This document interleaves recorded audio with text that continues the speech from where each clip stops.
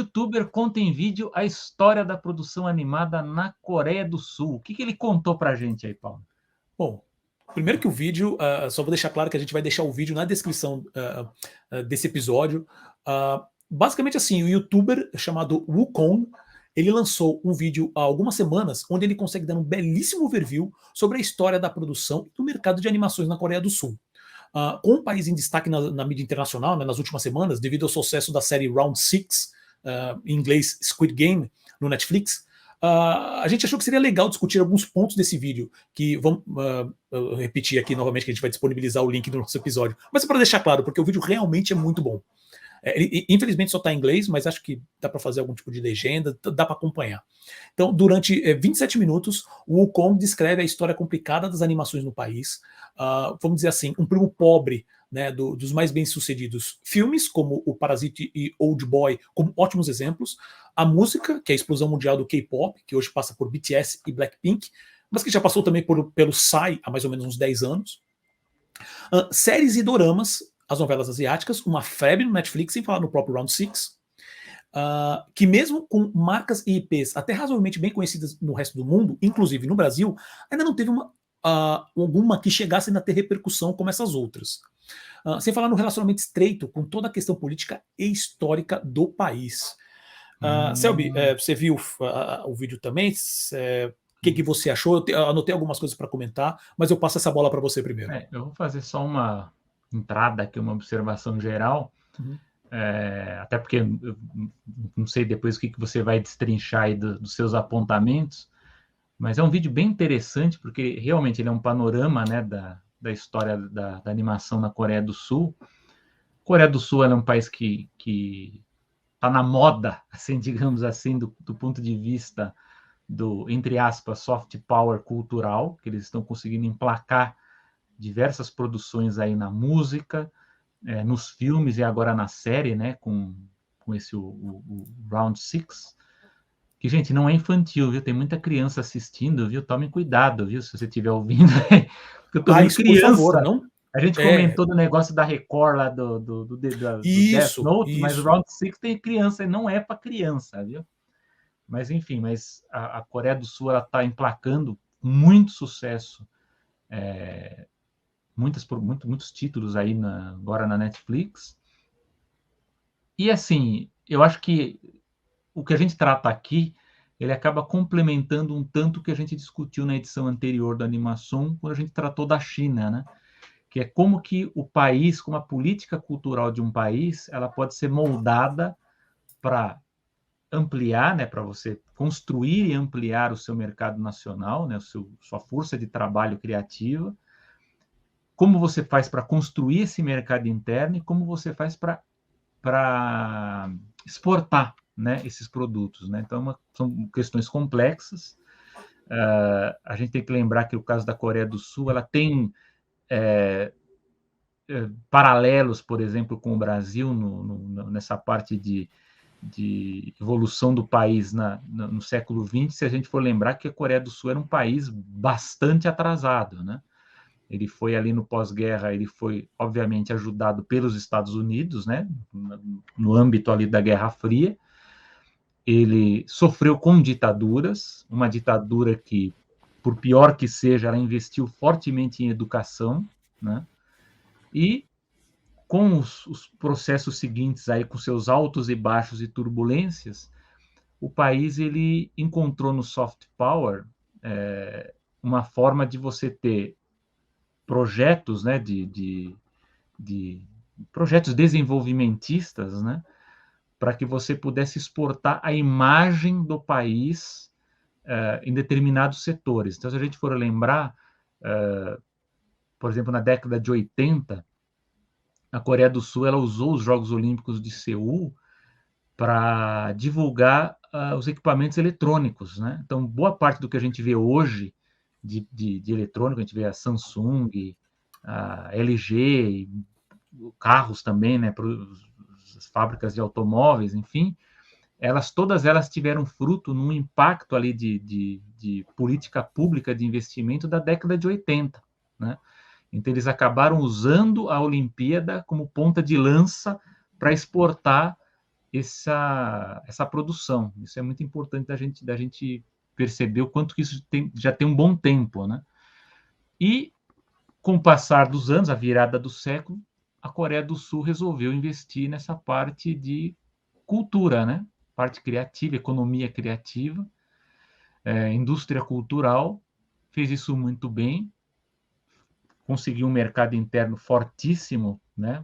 Ela conseguiu se proteger bem das influências externas, embora haja um consumo muito grande também de produtos americanos, e ela está conseguindo, de uma forma muito inteligente, a exportar os seus produtos com impacto. Uma coisa que, por exemplo, a China ainda tem uma dificuldade muito grande, e o Japão, por questões culturais deles, né, uma questão de difícil trato mesmo, de negociação e de inserção, o Japão ele tem eles conseguem exportar muito, mas ao mesmo tempo eles não conseguem, enfim, ter um impacto tão grande do ponto de vista de domínio, né, de empresas no Ocidente, com exceção de um breve período ali nos anos 80, que o Japão até tentou, né, comprar estúdios lá em Hollywood, né, teve acordo da Sony com a Universal, teve um pouco disso, mas ficaram pouco tempo justamente por conta desses choques culturais. Então, eu acho que nesse ponto a Coreia do Sul ela está sendo está tendo uma estratégia muito mais inteligente. Agora, do ponto de vista da animação, se a gente for lembrar justamente dessas dificuldades que tem, principalmente ali no pós-guerra, a Coreia do Sul ela acaba lembrando aspectos muito parecidos com a produção brasileira. Mas como eu sei que o Paulo ele vai destrinchar os pontos, eu vou deixar para falar essa parte aí, complementando o que ele for falar. Então, na verdade, assim, eu fiz várias anotações e eu acho que eu vou passar. Eu já bati o olho aqui nelas e falei assim: deixa eu dar uma reduzida, porque tem muita coisa de questão histórica que a gente vai ficar falando aqui até o fim do mundo. Né? Mas eu aconselho, assim, tanto que eu já é a terceira vez que eu vou falar assim: o vídeo vai estar disponível, você pode chegar na descrição do episódio e assista. É muito. O Wukong consegue passar em 27 minutos tanta informação, principalmente sobre a história da Coreia do Sul, que eu mesmo não sabia. Por exemplo, eu não fazia ideia que o Japão tinha dominado a Coreia por 35 anos. Assim, e foi uma força. Isso foi começou em 1910. E foi até 1945, com o final da Segunda Guerra, quando o Japão realmente perdeu, foi arrasado. Só que a invasão foi tão violenta que o objetivo era isso mesmo, era só usar a Coreia de recurso, era para acabar com a cultura, com a língua coreana e tudo mais.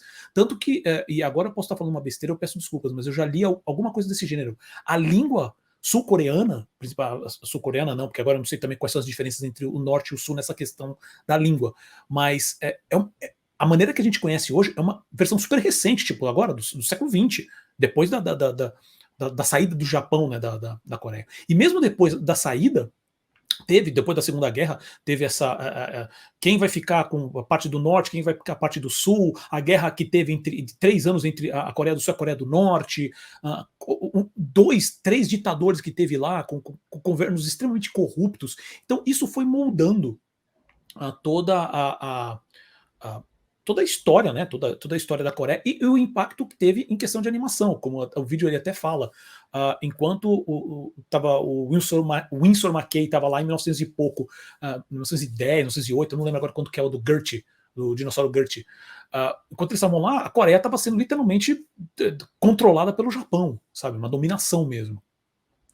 E isso acaba ficando, todo isso daí vai ficar na história de muito dos comerciais, muita animação com propaganda anticomunista, sabe, contra, no caso, a União Soviética na época.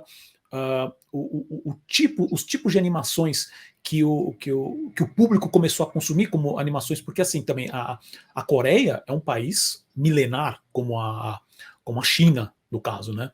Eu acredito que ela seja.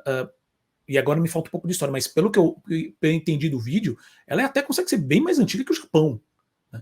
Então, muito dos curtas, das séries, tem muito desse passado histórico e até do passado mais recente mesmo, que marcou a Coreia como um todo. uma curiosidade que assim, a primeira animação produzida, ou considera-se a primeira animação produzida na Coreia do Sul, é um comercial de pasta de dente. Então a gente fala que o Brasil, a gente sabe, né, que o grande mercado por décadas sempre foi o mercado de publicidade, né, que a gente manteve a indústria de animação, vamos dizer assim, o mercado de animação brasileiro. Lá também teve bastante isso, e a primeira é de uma pasta chamada Lucky Toothpaste, né, que é um comercial de 56. Tá?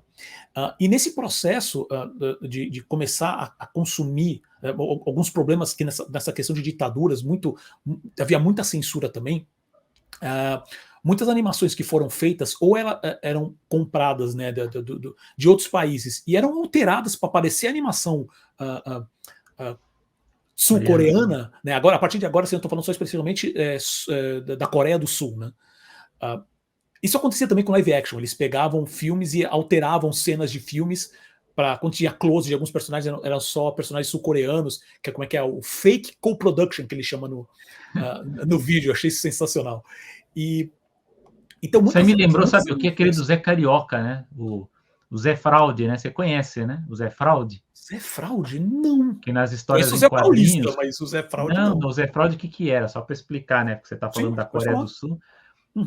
A gente tinha uma produção de histórias em quadrinhos muito grande, né, aqui no Brasil, só que o Zé Carioca ficou popular, mas não tinha histórias suficientes do Zé Carioca. Então eles pegavam histórias do Mickey e do Donald e transformavam em histórias do Zé Carioca. Então você apagava o personagem, transformava no Zé Carioca os sobrinhos lá, os 3 sobrinhos. Por que existe o sobrinho do Zé Carioca? Por causa disso, porque tinha o Mickey com os sobrinhos e o Donald com os sobrinhos. Isso, não sabia disso. Apagava um dos sobrinhos do Donald, sobravam 2 e transformou no Zico e Zeca. E por muitos anos a gente teve essas histórias fake, né, alteradas para ter volume, porque a gente não tinha histórias nacionais aqui do Zé Carioca. Mas essas histórias, o quê? Publicadas pela Abril? Pela editora Abril. Uau, essa eu não sabia. O Zé Fraude chama isso. Animação é cultura, vocês aprendem. Muito bem.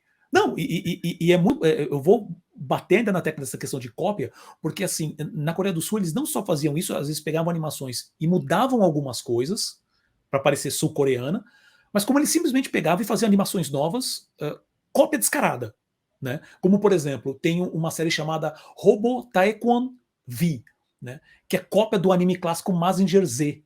Né? E o muito engraçado é que essa série do Robo Taekwon V, ela ficou super famosa, ela é cult hoje na Coreia do Sul e na China, que é uma cópia pura do Mazinger Z, né? E tem outros exemplos também, como uma tal Galactic Wonder Princess, de 78, que é Sailor Moon, né? E, gente, isso não é uma coisa antiga, coisa recente. Uma série chamada Turning Mechard, que é de 2015. É Yu-Gi-Oh! Sabe? Tem umas coisas assim impressionantes que eles ainda fazem. Então, o que eu acho muito legal, depois eu vou até mencionar alguns nomes também, é que tem muita série que a gente vê aqui, que a gente acha que é chinesa, desculpa, que a gente acha que é japonesa, e é série sul-coreana. Por quê?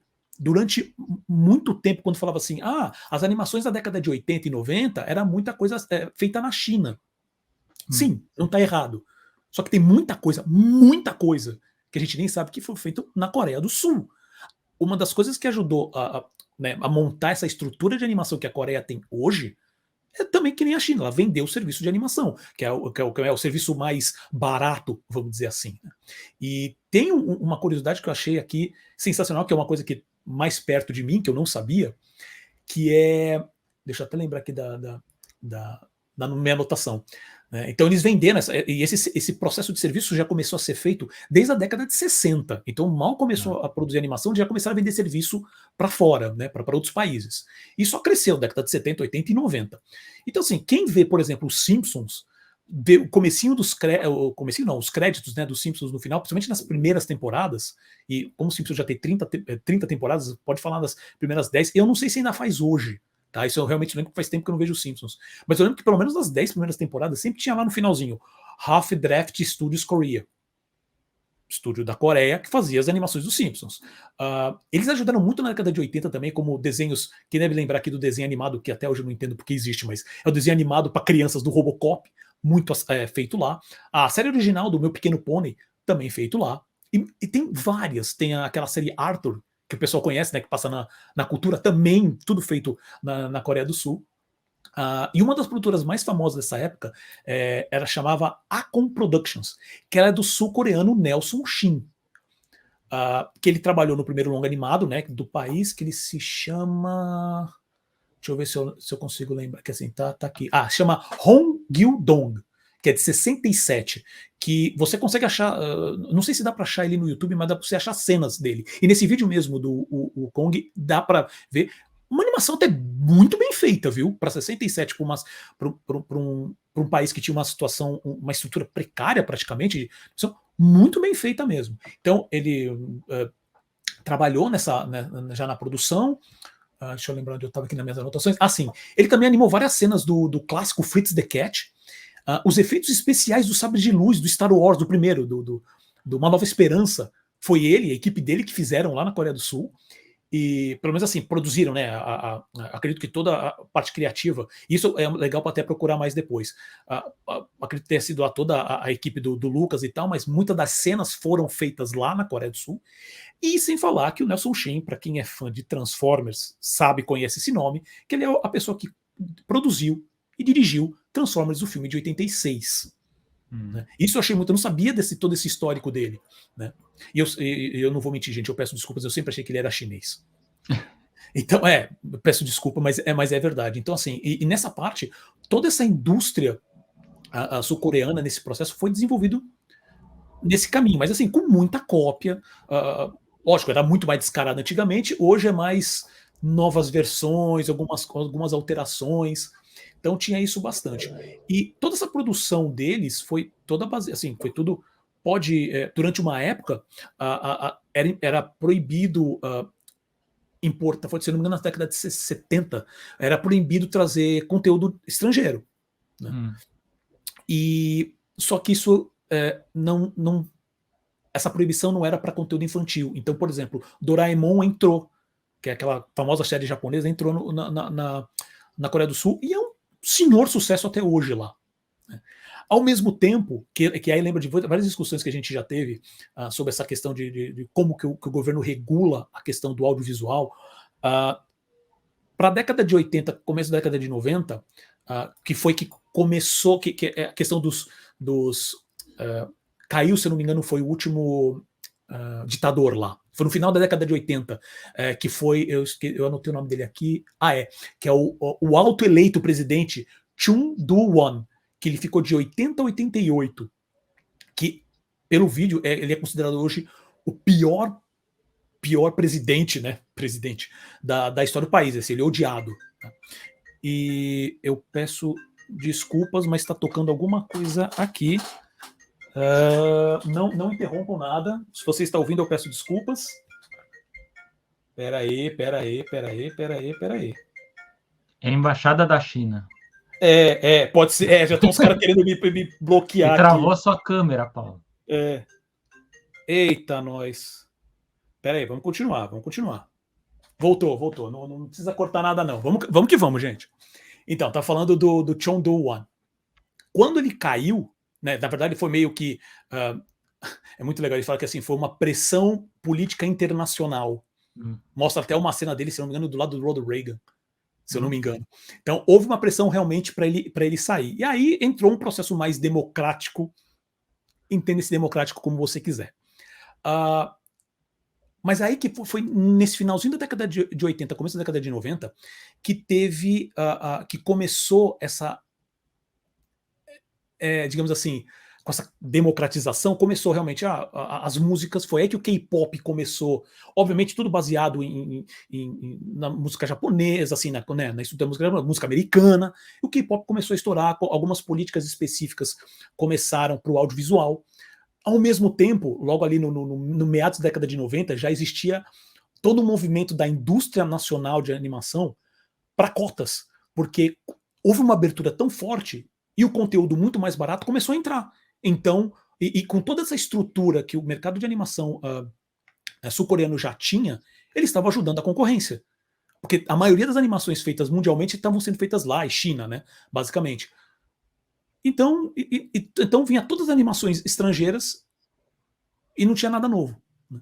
Então, com o tempo, isso foi se acertando, então foi aí esse começo que o Selby sempre menciona em toda edição que a gente fala da Coreia do Sul, da questão do soft power. Né? Foi aí que começou, que viu-se que tinha realmente grande potencial e começou a ser investido ações para vamos acertar essa indústria. Né? E é muito engraçado que o próprio vídeo, eu comecei falando, né, de que a Coreia não conseguiu um destaque mundial como filmes, como a música, como séries agora, principalmente não só com Round Six, né, mas também com os trocentos doramas que tem, não só no Netflix, mas principalmente no Netflix. Tem né? muitos fãs de novelas coreanas no Brasil. Exato. E a mãe da minha esposa não sabe ver outra coisa hoje a não ser ver dorama. Os doramas sul-coreanos, é impressionante, sabe? Então, isso acabou, essas ações para melhorar. E tem muita coisa que eu achei muito engraçada, que assim, a gente sempre fala que a China tem essa dificuldade de exportar as IPs deles. E quando eu estava pesquisando sobre isso, eu comecei a notar a quantidade de IPs da Coreia do Sul que a gente conhece aqui no Brasil. E eu acabei não listando todas, mas eu fiquei impressionado com a quantidade. Né? Então eu acabei selecionando algumas aqui que eu achei bem interessante. Por exemplo, uma talvez não seja tão conhecida das pessoas, mas, por exemplo, chamada Robocar Poly, que eu já tinha visto cenas no YouTube, no Netflix, chamadinhas e tal, e aí eu descobri que realmente é uma IP sul-coreana, né? Então ela tem no Netflix e tem no YouTube também, já tudo dublado em português, diga-se de passagem, mas nunca estreou num canal aberto ou canal fechado aqui. Né? E tem 2 temporadas, acho que tem 2 temporadas no Netflix, se eu não me engano. O que talvez o pessoal lembre com mais força, que realmente chegou a fazer bastante sucesso aqui, foi a Pucca. Sim. Em 2006, se eu não me engano, né? Que passou na época era não sei se na época era o Jetix, já. Era o Jetix. Era o Jetix, era a antiga Fox Kids, virou o Jetix, e depois virou a base pro Disney XD. Né? Então, pô, a Pucca é uma das mais famosas, e é sul-coreana. Filmes, por exemplo, como o que veio para cá, como O Que Será de Nós, que é o The Nut Job, né, é uma coprodução Estados Unidos, Canadá e Coreia do Sul, todo animado na Coreia do Sul. Hoje está disponível no HBO Max. Na parte dos games, por exemplo, essa eu também não sabia, um game chamado Elseworld, foi muito famoso, ainda é bastante conhecido aqui no Brasil, que ele foi produzido pela sul-coreana COG Studios, e aqui no Brasil já foi publicado pela empresa Level Up, foi entre 2013 e 2018, né? Ainda tem um grande suporte, na verdade, aqui no Brasil, e eu lembro, principalmente porque eu trabalhei na empresa lá na Móvel, que ela prestava serviço na parte de micropagamentos para eles. Era um jogo que era um dos jogos mais acessados que tinha da Level Up na época. Né? Outro filme também, até mais recente, outros 2 filmes mais recentes também, que é o Spark, uma aventura espacial, que são os macaquinhos que vão para o espaço, que hoje está disponível no Amazon Prime Video, e também o Sapatinho Vermelho e os 7 Anões, que é a produção agora de 2019, da Locus Corporation, que foi lançado nos cinemas aqui no Brasil pela Paris Filmes, que está disponível também no Amazon Prime. Além disso, tem um pinguinzinho, como é que é o nome dele? Acho que é Poro, deixa eu achar Pororo, né? Que foi lançado aqui em DVD no Brasil em 2015 e estreou na TV Rá-Tim-Bum, que esse, na verdade, é um dos personagens mais conhecidos e mais queridos na Coreia do Sul mesmo, tá? E o canal deles, o canal brasileiro no YouTube tem 330 mil seguidores. Né? Ele que é um personagem também super famoso, que eu já tinha visto um monte de cenas, você fala assim, mas ele lembra muito os personagens da Sanrio, né? Ele tem os tipos de personagens da Sanrio, então tipo Hello Kitty, aquele outro pinguinzinho, que eu nunca lembro o nome dele, aquele sapo Pingu? Também, que eu nunca lembro o nome. Não, o Pingu é o... Pingu. Não é o Pingu, não é o Pingu. Ele tem, a Sanrio tem uma galeria de personagens, né, sendo a Hello Kitty a principal, e que eles fizeram na época, um tempo atrás, para diversificar o público também. E o Pororo, por exemplo, tem no Brasil. Pinguim é o Pingu, não tem outro, não. Só tem o Pingu. Se é para dar cartada de referência, eu vou dar. Para mim, o Pinguim é o Pentaru da Konami. Joguinho de videogame da década de 80, sabe? Ou vamos uma coisa mais próxima, vamos pro Rap Fit, então tá tudo certo. Tá bom. Então, assim, eu achei muito interessante essa quantidade de IPs, e tem mais IPs, na verdade, né? Algumas que eu vi que não são tão conhecidas, mas que eles conseguiram uma coisa que até hoje a China não conseguiu, sabe? Mesmo com os games, que ela é muito forte, os games acabam ficando muito localizados lá. E isso assim, porque a animação é considerada a prima pobre, sendo que a gente hoje tem Parasita, Old Boy, né, tem todos os K-pops, as bandas de K-pop e tal, que estouraram mundialmente de maneira muito forte. Né? Então, que mais? Então, no próprio vídeo, assim, para terminar meu comentário, assim, no próprio vídeo do Wukong, ele faz diversas menções a séries, a filmes, e eu anotei alguns aqui que eu fiquei bem interessado em ver, como as séries The Fake, Spookies, Noblesse, que é uma que fala-se bastante sobre ela, uma chamada Black Rubber Shoes, que eu achei bem interessante, que eles, os sul-coreanos falam que são Simpsons deles, mas é uma série um pouco mais séria, que trata justamente de uma época complicada da Coreia, que é da década de 60. E os longas, né, que tem o Senior Class, o Beauty Water, que acho que a gente já comentou aqui, e também o seu Station, que é de 2016, que é justamente um filme de zumbi. Já foi até, eu já usei até imagem dele como imagem de destaque para um dos episódios do Animação. Cara, tem muita coisa para falar. Isso aqui foi algum dos pontos. O que eu queria fechar, talvez, até para você destacou muito essa questão de ser o primo pobre, né, na indústria cultural coreana. Mas eu acho que isso tem muito a ver com a forma como que a animação evoluiu na Coreia do Sul, né? Primeiro, de novo, eu acho que o vídeo é bem interessante porque, de toda forma, é muito difícil a gente ter acesso ao histórico de produção dos países da Ásia, né? Você sabe que mesmo no Japão, que a gente tem um acesso muito maior, né, das produções, e há muitos livros, enfim, pesquisadores que traduzem material ali para a gente estudar um pouco da história dos mangás ou dos animes, mas mesmo no Japão tem muita coisa desconhecida ainda, principalmente ali de antes da guerra, né, antes da Segunda Guerra Mundial. Agora, imagina isso para os outros países, né? Eu, quando eu fui pesquisar o acervo do John Kennemaker, né, que é o historiador, um dos principais autores aí de animação, a pasta dele sobre China tinha um documento de revista, assim, algumas páginas de uma revista que falava sobre animação chinesa. Não tinha muita coisa sobre esse material, né, sobre a produção do país. E a Coreia é a mesma coisa. Então, em primeiro lugar, ter um vídeo como esse, trazendo esse panorama, eu acho que para nós é muito importante. E ele revela os elementos que eu acho que são interessantes para entender também por que ela é o primo pobre, né? Eu acho que você ter um país que passa por um período de adaptação, como você mesmo citou, de você ter essas cópias, né? Você tem muita cópia, ela é natural, ela passa pelo início da criação em qualquer país. No Japão, a gente tem o Tezuka, que se inspirou muito em Disney, né? Verdade. Aqui no Brasil, a gente teve os nossos primeiros curtas aí, foram inspirados ali no Machen. A gente teve o primeiro longa-metragem brasileiro, que é do Latini, que é o Sinfonia Amazônica, claramente inspirado em fantasia. Então, você vai sempre se inspirar naquilo que está vindo de fora, que está fazendo sucesso, que chama atenção, e vai tentar copiar, né? fazer o possível, enfim, no espírito brasileiro, né? Do seu próprio país. Só que eu acho que houve um desvio na produção coreana, né? Como você bem citou, Paulo, a gente tem essa coisa de ter mesmo a produção publicitária e a produção de propaganda política, que é bom lembrar, no Brasil isso foi muito forte.